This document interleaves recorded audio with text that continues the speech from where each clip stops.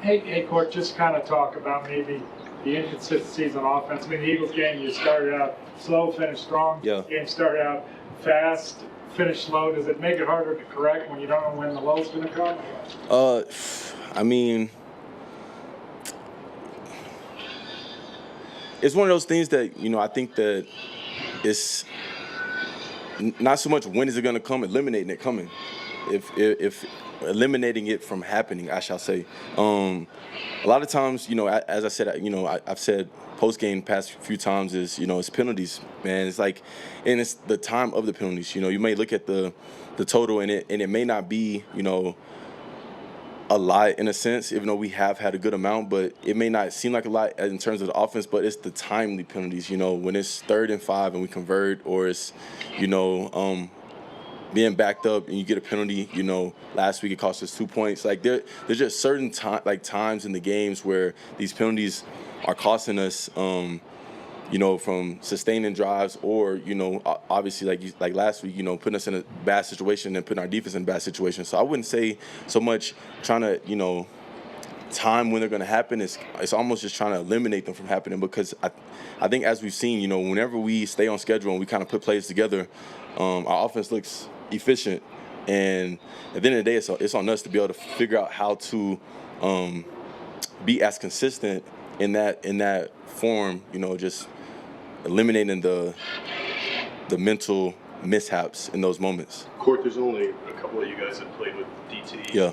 If your younger teammates ask you this week about him, what do you say to them about the type of player he was, but the type of person he was? We don't got enough time for me to talk about all of that. All I can say is, actually I had, Coop started asking me about it, and just like I told you, I didn't have enough time. He asked me about it, I started telling him, and I'm in the middle of, the beginning part of my speech about it, and then the next period started, so I didn't get to finish. But, you guys know DT means the world to me, and I have been waiting for this day of him getting his recognition from this organization because of all the things that he's done for the Broncos organization. I know that this dude loved Denver. He loved Broncos country. He loved, being able to, call this place home for the 8 seasons that he was able to be here. And, the small amount of time that I was able to spend with him was some of the most impactful time that I've had being a Denver Bronco. I know that, if I didn't have the guidance of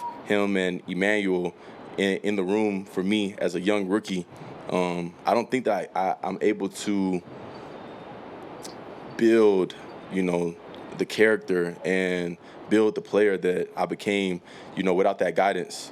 I think so highly of DT, and like I said, I can talk all day about him.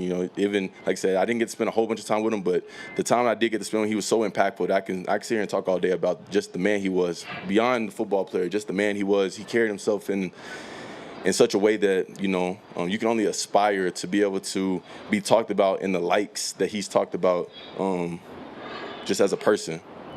What was the biggest impact as a player you took from him? Man, I think it's the consistency of how he came to work every day. Man, I got this little thing that I do, for some of the guys in the building.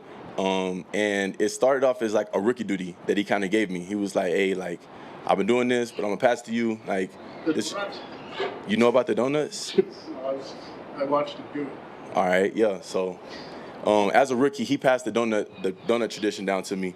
And it was one of those things that, like I said, I felt like it was like a rookie thing. He was like, hey, go to this place, call this place, tell them that you're going to get the, whatever it was at the point in time. They're going to know exactly what it is. Go pick them up, bring them up here. Everybody's going to love it. It's all right, cool.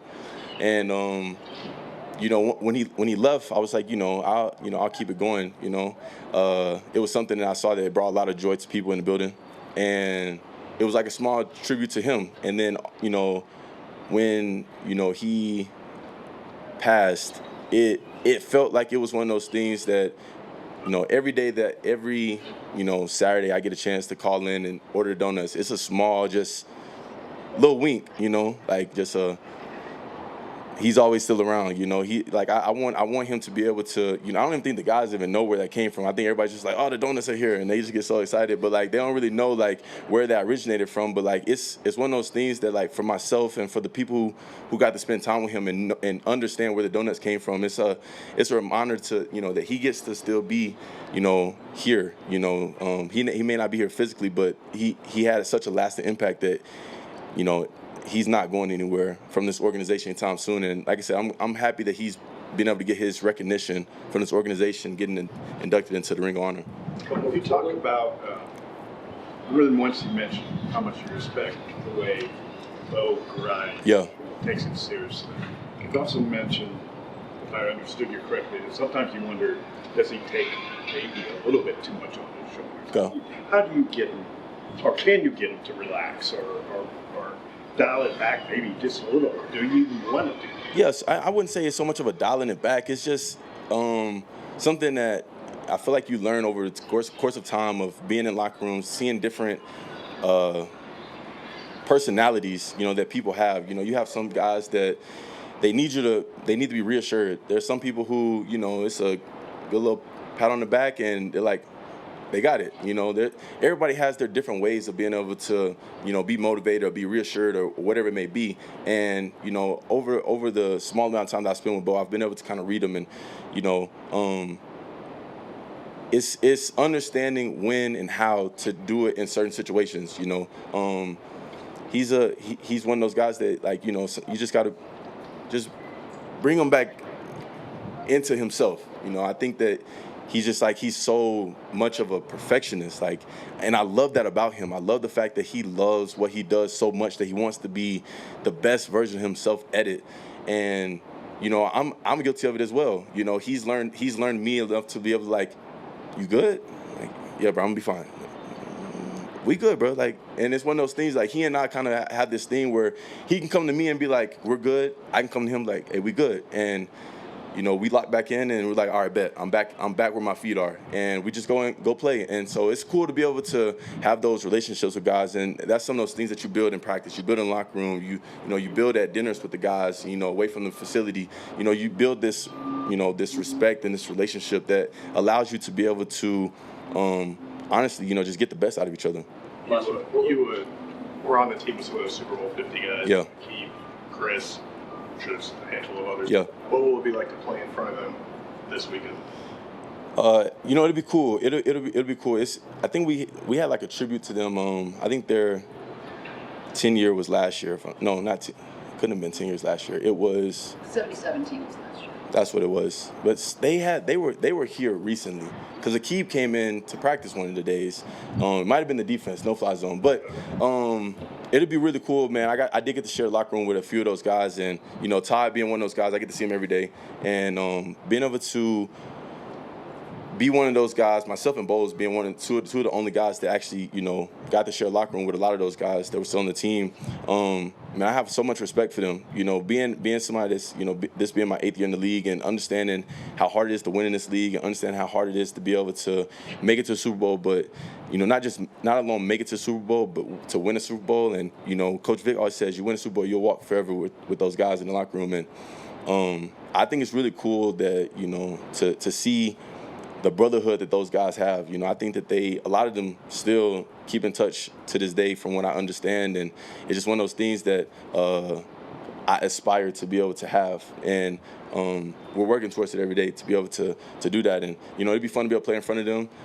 I'm excited to watch the defense go out there and do their thing, because I know that defense was highly talked about, very talented, highly accolated, if that's a word. I might have just made that one up. But they had a lot of success, and so it'd be cool to watch our defense go out there and perform in front of them, and ultimately as a team go out there and go chase a win, and looking forward to it. It's gonna be a lot of fun in Empower Field at Mile High. You feel me?